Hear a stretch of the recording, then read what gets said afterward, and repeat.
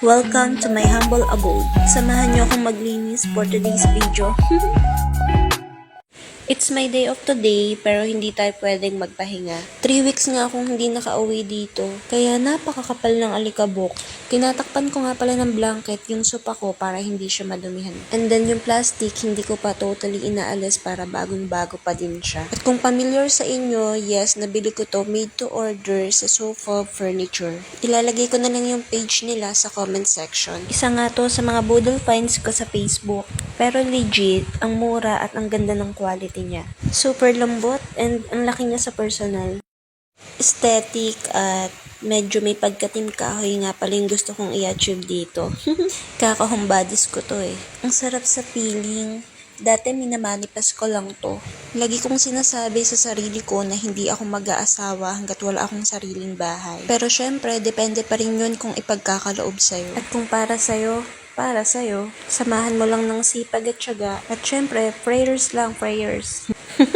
Ang kalat niya talaga, B. Hindi pa kasi totally tapos yung construction nito. Tatay ko lang yung gumagawa and then depende pa kapag wala siyang trabaho. Tapos minsan ako na din yung nag-helper para wala na akong binabayarang labor. Totoo pala yung adulthood. Mag-iiba na yung priority mo sa buhay. And yung mga gamit na lang sa bahay ang magpapasaya sa'yo. Dito na nga din napupunta yung sahod ko. At dito na din naubos yung bonus ko.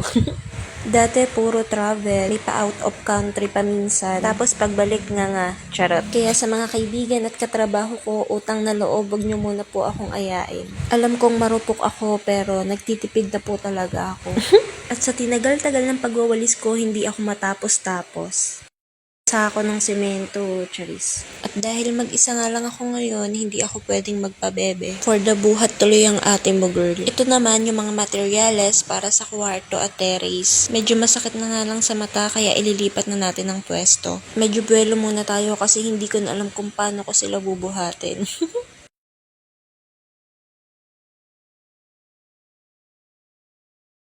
Naisip ko ngang hilahin na lang kasi sobrang bigat talaga nito. Buti na lang nakakarton at hindi nagasgasan yung tiles. Grabe, feeling ko may abs na ako at nabawasan ako ng 30 kilos. Kala ko tapos na, meron pa pala sa kitchen side. O, diba? Team puti.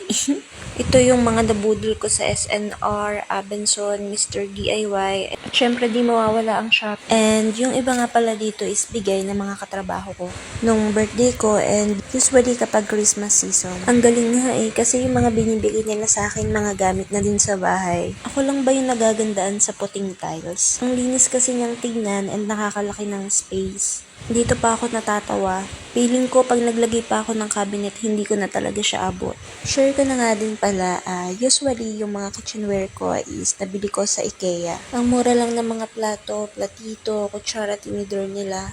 Yung plato na alala ko, 50 per piece. And then microwavable na din siya.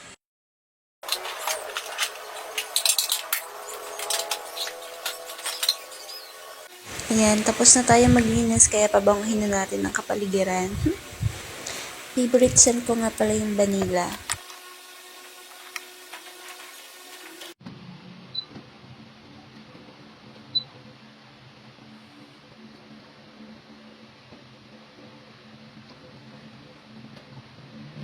Tapos sinasabayan ko din ng Airwind Home Fragrance in the scent of ocean and orchid.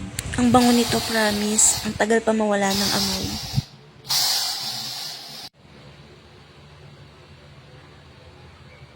Grabe, nakakapagod. Siguro 4 na oras din ako naglinis. Ang aliwalas na, pwede lang tamarin ulit.